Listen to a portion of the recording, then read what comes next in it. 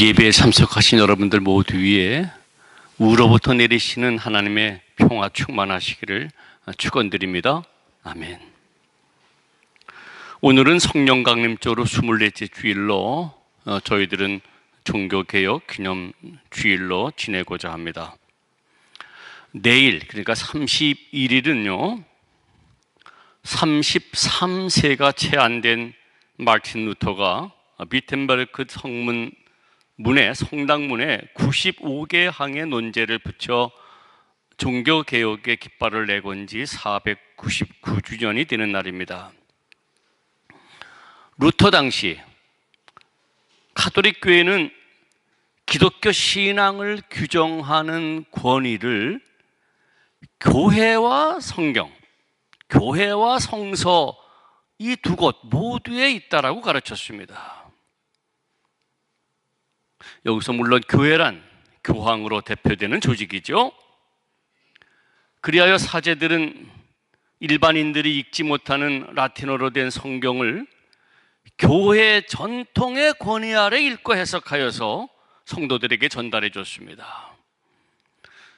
그러므로 성도들은 성경의 가르침과 교황의 가르침을 동일하게 여겼어요. 그리고 성경도 교황의 가르침의 빛 아래 해석해서 전달했던 것이죠. 교회로 말미암아 성경을 보도록 하는 것, 교리로 성경을 보도록 하는 것, 그것이 당시의 모습이었습니다. 이와 같은 때에 루터는 신앙의 권위는 오직 성경밖에 없음을 주장했죠. 즉 교회의 권위, 다시 말씀드려서 교황도 성경에 종속되어야 한다는 겁니다. 그리하여 교황이 죄를 면제해 주는 권한이 있다는 교리를 내세우며 면제부를 파는 것이 잘못되었다라고 항변했던 겁니다.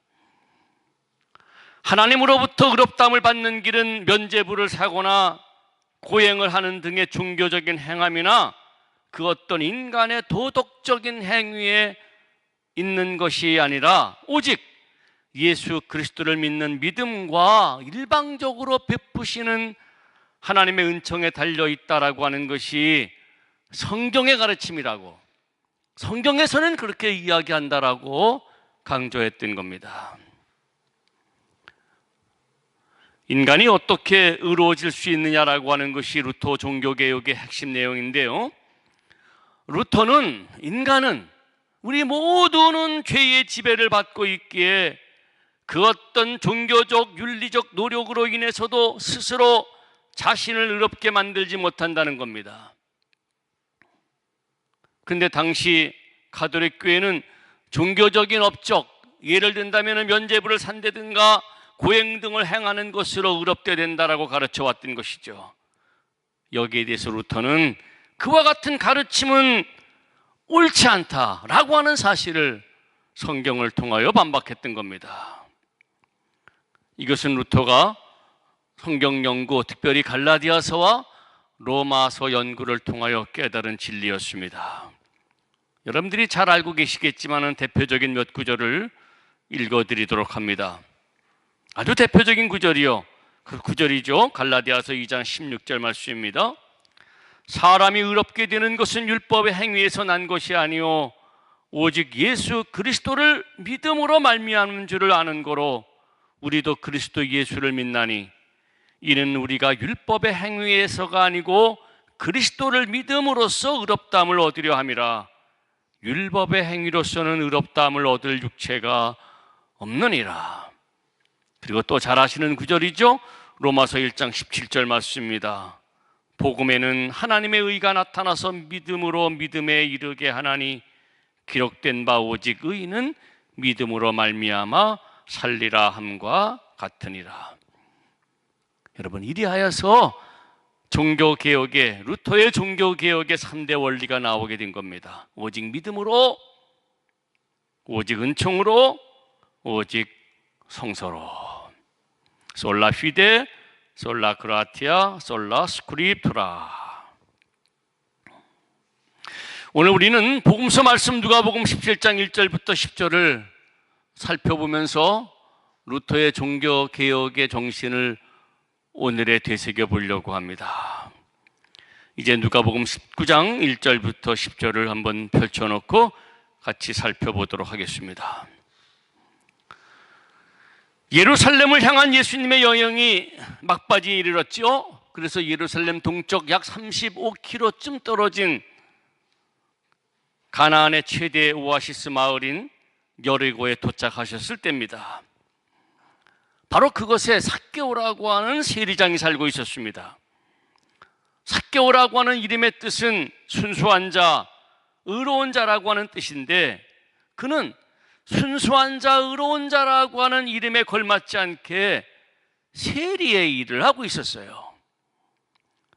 이 세리라고 하는 직업은 동족의 고요를 빨아 로마에 바치며 제 주머니를 챙겼기에 백성들로부터 저 사람은 매국노라고, 흡혈귀라고, 로마의 앞제비라고 비난과 멸시와 따돌림을 당했던 겁니다. 얼마나 세리의 일에 충실했든지 삭개오는 로마로부터 인정을 받아 우두머리 자리, 즉 세리장까지에 오르면서 굉장한 부를 쌓았죠. 그는 육적으로는 혈통은 유대인이지만 정신적으로는 로마인과 다름이 없었습니다. 그러나 이렇게 정신적으로 로마인이 되어가면서도 그의 내면에 흐르는 유대인으로서의 민족적, 종교적 정체성은 결코 사라지지 않았을 겁니다. 그리하여 심각한 내적 갈등과 고뇌 속에 괴로워했을 겁니다. 그러던 어느 날 예수님께서 자기 마을을 지나가신다는 소문을 들었던 것이죠. 그리고 그는 이미 예수님께 대한 소문을 듣고 있었습니다. 갈릴리 출신이라고 하는 소문, 그리고 그 예수라고 하는 사람은 가난하고 눌린 자, 눈먼 자, 죄인들을 자유케 하는 사람이라고 하는 소문이었습니다. 때때로 하나님의 능력을 행사하면서 병든 자를 고치시고 자기와 같은, 즉 이 삭개오와 같은 세리와 죄인들과 함께 식사를 나누면서 그들을 실문하는 종교 지도자들에게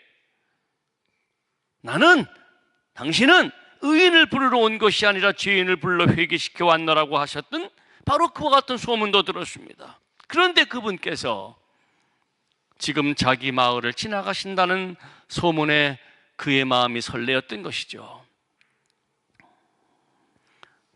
그동안 삭개오는 자신을 향한 동족 유대인들의 비난의 눈초리와 손가락질을 애써 외면하면서 뻔뻔스럽게 살아왔습니다.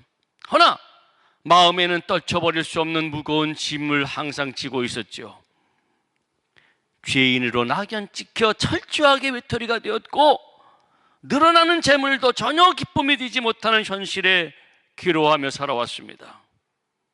그런데 자기같이 외로움에 지치고 비난의 눈길에 시달리는 죄인까지 품으신다는 예수님, 이분께서 자기 마을을 지나가신다라고 하니 한번 내가 그분의 얼굴이라도 뵙겠다라고, 꼭 만나야 되겠다라고 생각을 했던 겁니다.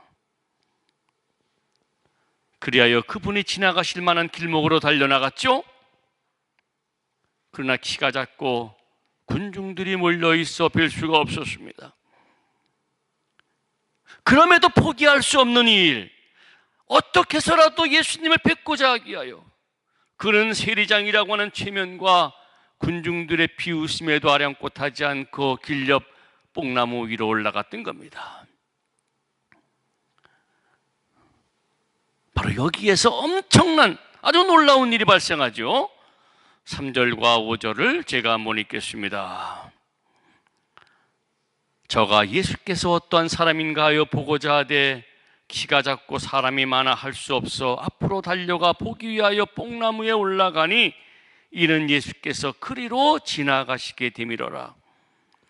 예수께서 그곳에 이르사 우러러 보시고 이르시되 삭개오야 속히 내려오라. 내가 오늘 네 집에 유하여야 하겠다. 사랑하는 여러분, 이제 삭개오와 예수님의 만남이 이루어지는데 이 삭개오와 예수님의 만남이 어떻게 이루어졌습니까? 어찌하든지 꼭 만나보겠다라고 하는 삭개오의 열정 때문에 이루어졌습니까? 사람들의 조롱조차 무시한 채 어떻게든지 봐야겠다라고 뽕나무까지 올라간 이 삭개오의 수고스러운 행동 때문입니까? 성경은 그렇게 얘기하지 않습니다.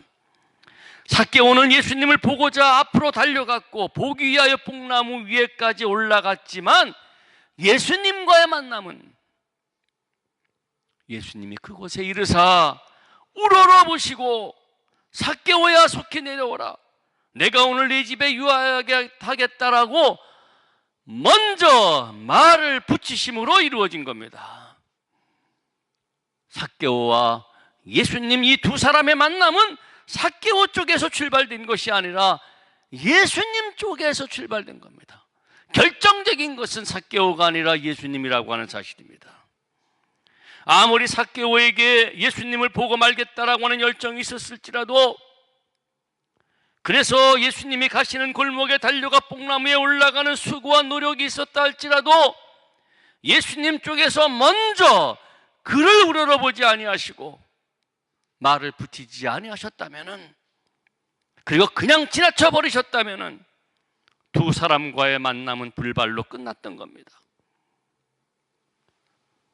예수님을 뵙고 싶어 했던 삭개오의 불같은 열정도 또 그의 모든 수고와 노력도 물거품이 되었다라고 하는 사실이죠. 그런데 예수님은 이미 삭개오를 알고 계셨고, 그래서 그의 이름을 부르시며 속히 내려와라, 오늘 내 집에 내가 유하여야겠다라고 하셨던 거예요. 여러분 잘 아시죠? 성경에서 누구의 이름을 안다라고 하는 것은 그의 전 존재를 안다는 것. 예수님은요, 삭개오의 인간적인 외로움과 죄로 인한 가슴앓이를 하는 죄책감, 그리고 유대인으로서의 정체성을 상실해가는 그들의 고뇌, 부끄러움 등을 모두 알고 있었던 겁니다. 그래서 삭개오야 부르신 거예요. 그리하여 이런 죄인을 부르러 오신 예수님께서 그의 이름을 부르시고 그를 아시고 부르시고 속히 내려오라고, 오늘 네 집에 머물겠다라고 하셨던 겁니다. 주변 사람들은 급히 내려와 영접하는 삭개오, 그의 집에 들어가시는 예수님을 향하여 어찌 저가 죄인의 집에 들어가시는가라고 비난하였지만은, 예수님은요 바로 삭개오 같은 죄인을 부르러 오셨기에, 그와 같은 죄인들의 무거운 죄짐을 벗어보도록 하려고 오셨기에 기꺼이 삭개오의 집에 들어가셨던 겁니다.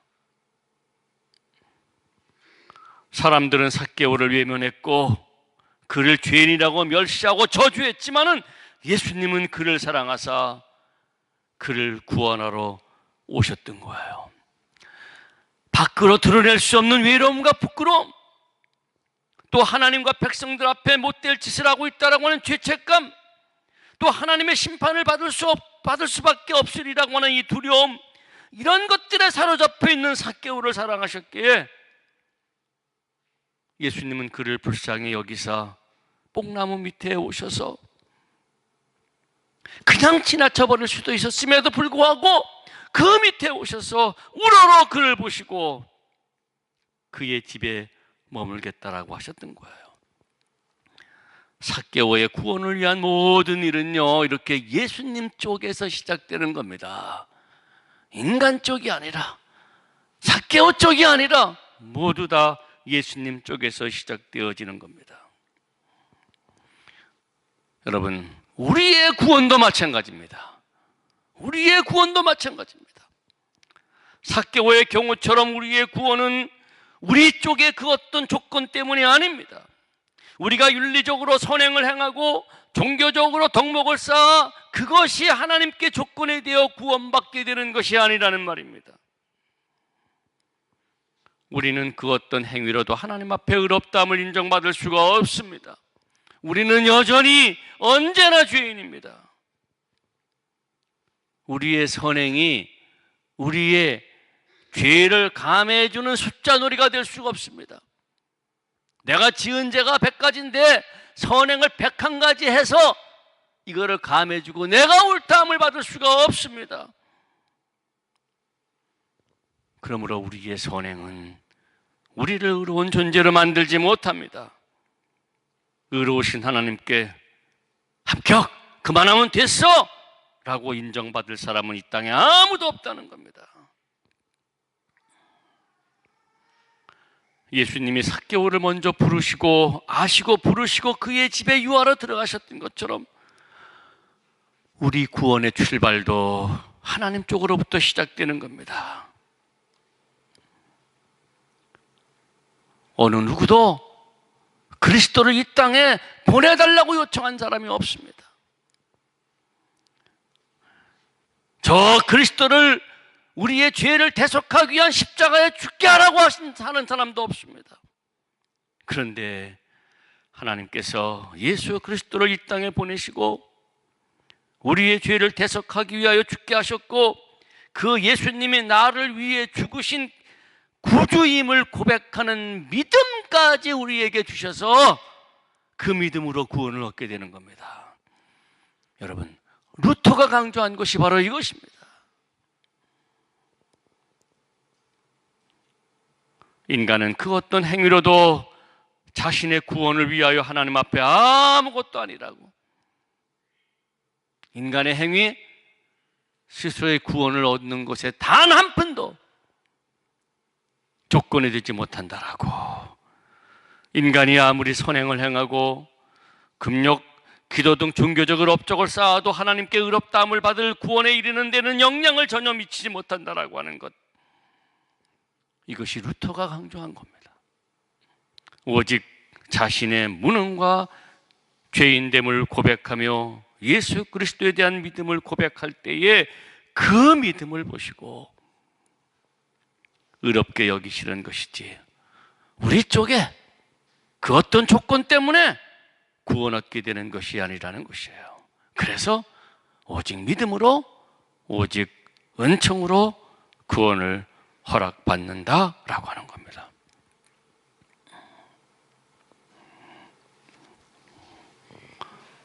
그러나 여러분, 오직 믿음으로 오직 은총으로 구원받는다라고 하는 이 진리가 우리 성도들에게 오해돼서는 안 됩니다. 즉, 구원은 믿음으로 허락받는 것이기에 옳게 살지 않아도 괜찮다라고 하는 이 무책임한 변명돼서는 안 됩니다. 또 자신들의 편리를 위하여 하나님의 뜻을 실천하는 일을 소홀히 하는 빌미로 이용되어서는 안 됩니다. 오직 믿음으로 오직 은총으로는 우리의 구원이 어떻게 이루어지느냐? 하나님의 은총으로 이루어진다라고 하는 데에 대한 말씀이지, 구원받은 사람들이 윤리적으로 아무렇게나 살아도 괜찮다라고 하는 방종과 안일과 무책임을 지지하는 것이 아니라는 말이에요. 진정 믿음으로 은총으로 구원받았다면 그 은혜에 감사하여 구원하신 하나님의 뜻, 곧 주 예수 그리스도의 가르침을 외면할 수는 결코 없을 겁니다.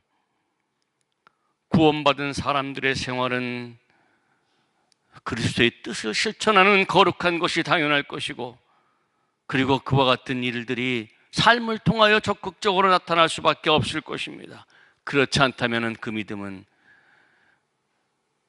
거짓입니다.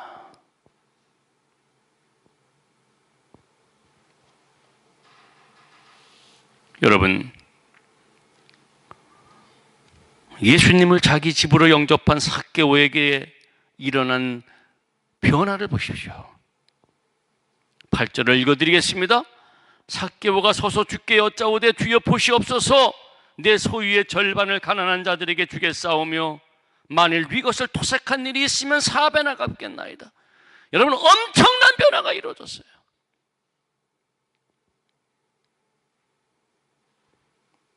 이 변화는 단순히 입술의 변화가 아니라 삶의 회개요, 삶의 방향 전환이 일어난 겁니다. 예수님을 영접하기 이전에 삭개오는 자신만을 위하여 돈과 명예와 권세와 세상 향락만을 추구하던 사람이었어요. 오직 자신의 안일만을 위하여 살아왔던 사람이었어요. 그러나 예수님을 영접한 이후에는 전혀 다른 사람이 되었고 다른 삶을 시작합니다. 이제는 남을 생각하는 사람, 어려운 사람들을 돌보기 위하여 나누는 사람, 곧 이웃사랑을 실천하는 사람이 된 거예요. 사랑하는 여러분, 구원은 예수님을 영접하는 것으로 끝나는 것이 아니에요.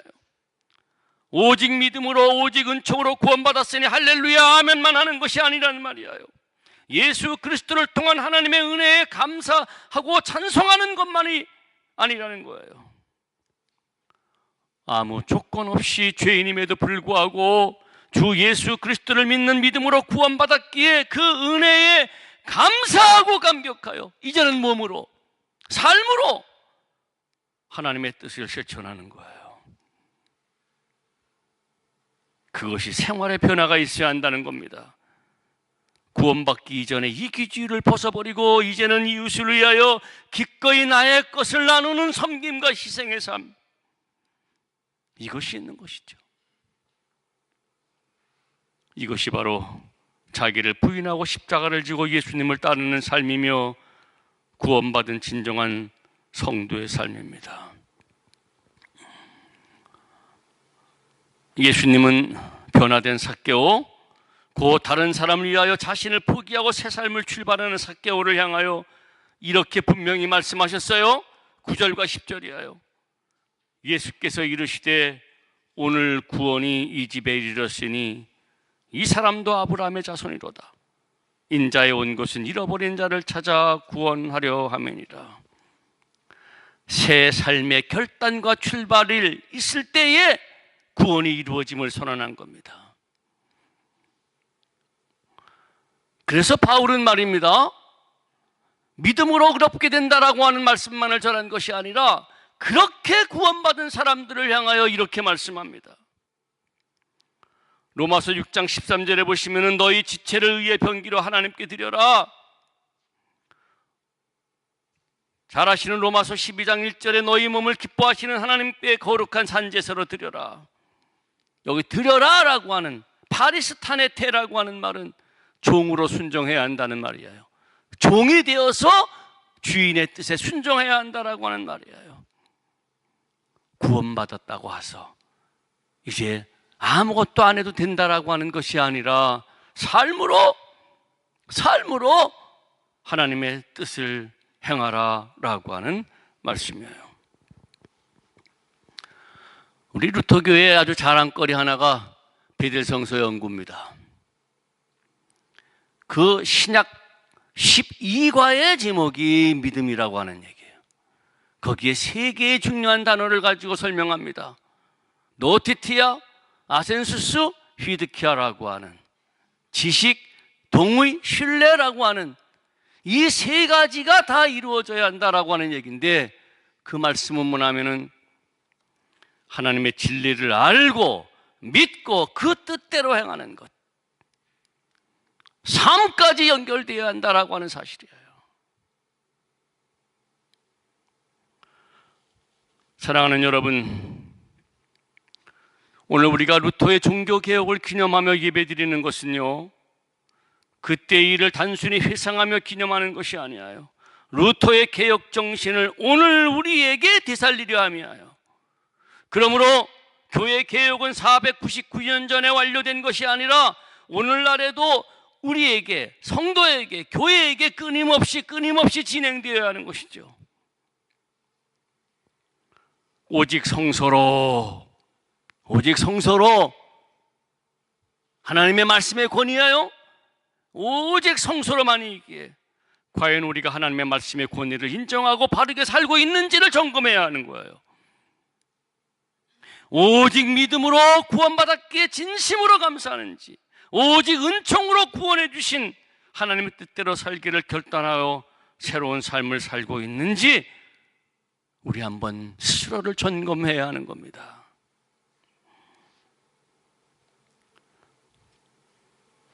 오늘날 교회와 성도들에게 있어서 가장 문제가 되는 것이 무엇이라고 생각합니까? 혹 예수님을 만나기 이전에 삭개오처럼 자신만의 안위를 위하여 어찌하든지 더 많은 재물을 모으려고 하는 것이 아닐까요? 교회도 그렇고 성도도 그렇고, 교회는 교회대로, 성도는 성도대로 너나 할 것 없이 보다 많은 재물을 소유하고자 눈에 불을 켜고 있지 않은가? 그리고 하나님 아닌 돈 앞에 곧잘 무릎을 꿇고 있지는 않는가라고 하는 거예요.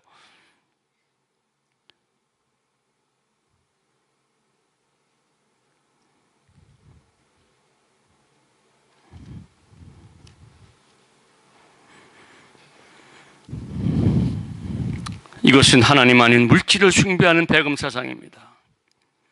하나님 앞에 패역한 죄를 범하는 겁니다. 우리는 모든 악이 탐욕에서 시작되어짐을 알아야 합니다. 그래서 바울은 골로새서 3장 5절에서 이렇게 말씀합니다. 그러므로 땅에 있는 지체를 죽이라.